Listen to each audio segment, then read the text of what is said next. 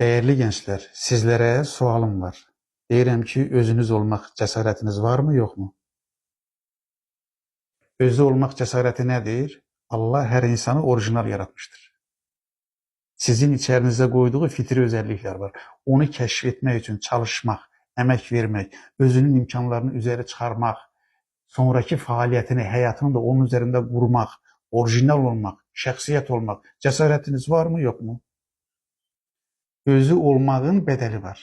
Ona görə deyirəm ki, cəsarətiniz varmı, yoxmu? Hər adam özü olmağa cəsarət etmir. Özü olmağın, orijinal olmağın, o fitri özəlliyini qorumağın bədəli tək qalmaqdır. Tək qalmaq.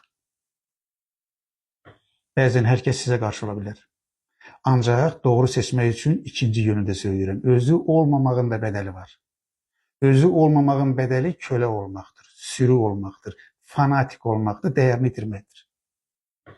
Seçim sizə aiddir. Şəxsiyyət olmaq, öz kimliyini tapmaq, şəxsiyyətini, kimliyini, öz dəyərləri üzərində qoymaq, Allahın sizin fitrətinizə qoyduğu orijinallığı qoruyub, saxlayıb, öz olma cəsarətinə sahib olmaq istəyirsiniz, yoxsa kölə olmaq, fanatik olmaq, sürü olmaq, dəyərsiz olmaq? Deyirəm ki, əziz Allah sizə doğruları görmək, doğruları öyrənmək, doğruları seçmək ağlı, iradəsi və gücü versin. Allaha əmanət olun.